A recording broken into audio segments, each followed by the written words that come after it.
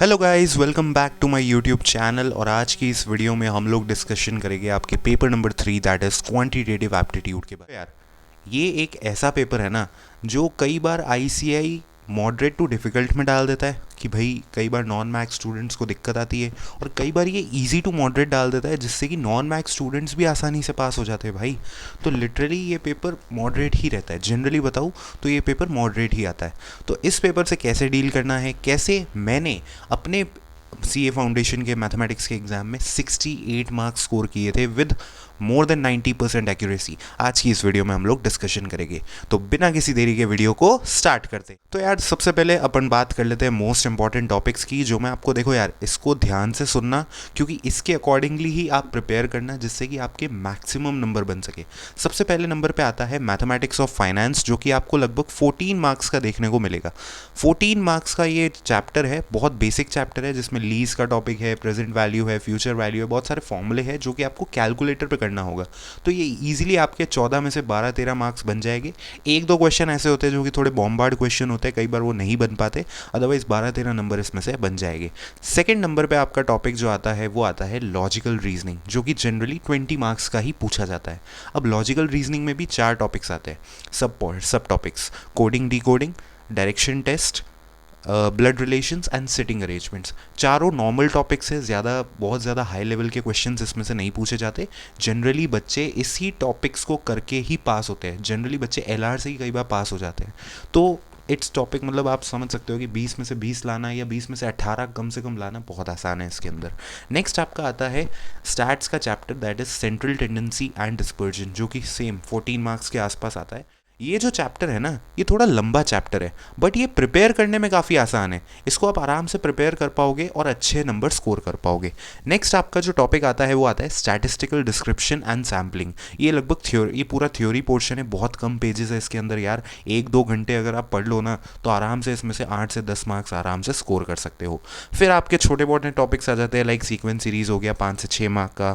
फिर आपका equations and linear equations हो गया 5 से 6 मार्क का। सेट्स एंड रिलेशंस 4-5 मार्क का आ जाता है। इंडेक्स नंबर आ जाता है, और को रिलेशन रिग्रेशन आ जाता है। ये छोटे छोटे टॉपिक्स हैं जिसको आप आराम से करोगे तो आपके, अब देखो मैंने आपको शुरू के जो 4 टॉपिक्स बताए उससे ही लगभग 55 से 60 मार्क्स का पेपर बन रहा है।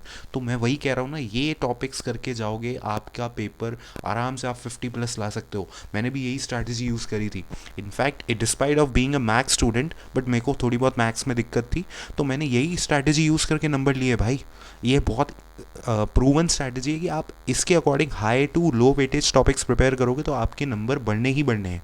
ठीक है, इसके अलावा देखो 4 टॉपिक्स और आते हैं: probability, theoretical distribution, differentiation integration और परम्यूटेशन कॉम्बिनेशन। ये जनरली मैथमेटिक्स स्टूडेंट्स करके जाते हैं क्योंकि उन्हें पता होता है कि उन्होंने ये चीज़ 12th में की होती है। मैंने भी 12th में मैथ्स पढ़ी है, बट मुझे ये टॉपिक्स करने में ऑनेस्टली बहुत दिक्कत होती थी, तो मैंने भी ये छोड़े थे।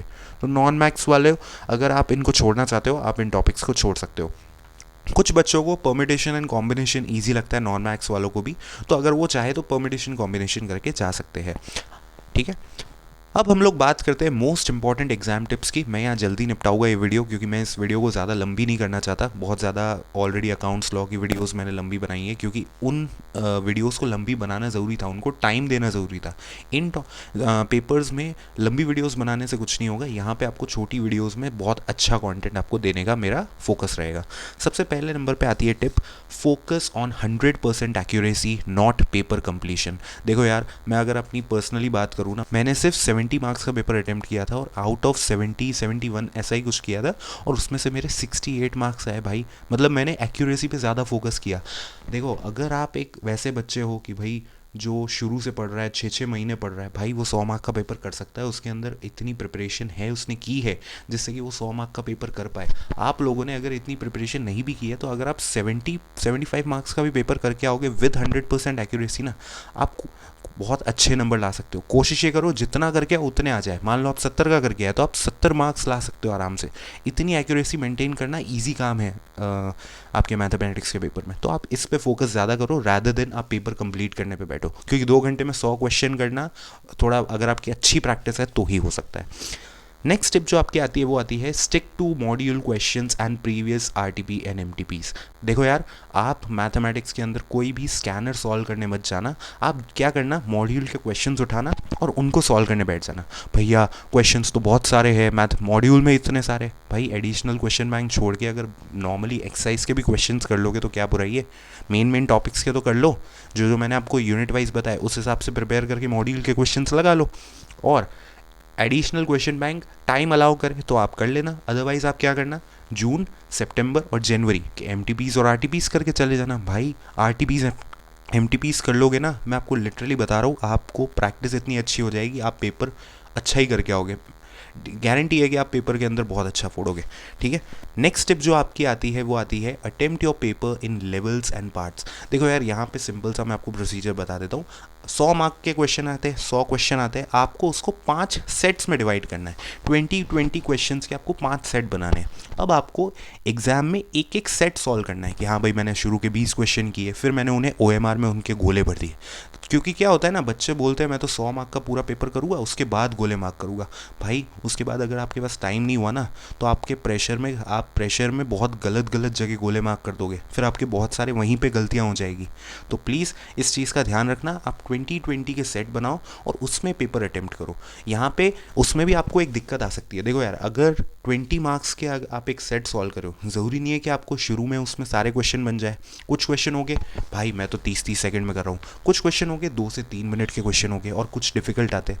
तो वहाँ पे जो सबसे पहले क्या करो, पहला सेट उठाया उसके ईजी क्वेश्चन कर लिए, फिर दूसरा उठाया उसके ईजी क्वेश्चन कर लिए, हाथों हाथ गोले मार्क करते जाओ। उसके बाद जब आप 5 सेट खत्म कर लो तो आप फिर लेवल बी पे आ जाओ, जो 2-2 मिनट 3-3 मिनट जो सॉल्व होके आपसे बन रहे वो आप सेट वाइज सॉल्व करो। तो इससे क्या होगा, आप लेवल वाइज भी क्वेश्चन सॉल्व करते जाओगे और आप सेट वाइज भी क्वेश्चन सॉल्व करते जाओगे। तो इससे आपका टाइम मैनेजमेंट बहुत अच्छा बैठेगा। इस चीज़ को अगर आपको एग्जीक्यूट करना है तो आप जब MTP RTP या मॉक टेस्ट सीरीज़ देने जाओगे ना, आपको यहाँ पे मिनिमम अगेन मैं बता देता हूँ, 1 मॉक दे के आना है, कम से कम 1 से 2 मॉक तो दे के जाना। वो चाहे आप MTP RTP भी सॉल्व करोगे, वो भी मॉक टेस्ट में ही काउंट होता है। ठीक है, तो उस चीज़ में आप ये चीज़ को एग्जीक्यूट करना चालू करना, तो एग्जाम तक आपका एग्जीक्यूशन बहुत ज़्यादा बेटर हो जाएगा। 4th टिप आपकी जो आती है वो आती है stay away from bombard questions in the beginning. क्या होता है ना, मैंने आपको सेट्स वाइज बांटने को बोला। शुरू का जो सेट होगा ना, शुरू के जो 20 क्वेश्चंस होते हैं, जनरली ICI क्या करता है, कई बार उसमें ना थोड़े भारी भारी सवाल दे देता है, जो कि कई बार नहीं बनते, या बनते भी है तो बहुत ज़्यादा टाइम कंज्यूमिंग होते हैं। तो आपको इन क्वेश्चन से आपको शुरू में बचना है। क्योंकि क्या होगा ना, शुरू में ऐसा होगा कि जो शुरू का जो सेट होगा ना 20 क्वेश्चन का, हो सकता है उसमें से आपके सिर्फ 7-8 क्वेश्चन बने। ऐसा मेरे साथ भी हुआ था, मेरे भी लगभग 7 से 8 क्वेश्चन ही बने थे। लेकिन उसके बाद आपके जो सेट्स आएंगे ना, उसके अंदर आप बहुत अच्छे से क्वेश्चंस करोगे, आप बहुत अच्छे क्वेश्चंस कंप्लीट करते जाओगे। शुरू का जो सेट होता है ना, शुरू के 20 क्वेश्चन, उसके अंदर का कुछ क्वेश्चन डिफिकल्ट डाल दिए जाते हैं, थोड़े वो कहते हैं ना बम डाल दिए जाते हैं बीच बीच में, वैसे क्वेश्चन डाल दिए जाते हैं। तो उनसे आपको बच के रहना है। उनको नहीं कर पा रहे हो तो डीमोटिवेट मत हो जाना, पेपर में आगे क्वेश्चंस इजी आएंगे तो आप आराम से उनको अटेम्प्ट कर पाओगे। तो ठीक है, तो इसी बात पे वीडियो को एंड करते हैं। अगर वीडियो अच्छी लगी हो तो लाइक ज़रूर कर देना, चैनल पर नए हो तो सब्सक्राइब ज़रूर कर देना, और वीडियो को शेयर ज़रूर कर देना। आगे इकोनॉमिक्स की वीडियो आना बाकी है भाई। इकोनॉमिक्स तो मेरा सबसे फेवरेट सब्जेक्ट है, क्योंकि उसके अंदर आप कम पढ़ के ज़्यादा आउटपुट ला सकते हो। तो डेफिनेटली उसकी जब वीडियो आएगी ना, वो आप ज़रूर देखना, ना भूलना। तो इसी बात पर मैं आपसे विदा लेता हूँ। This is Nikhil Chandnani, CA intermediate student, signing off.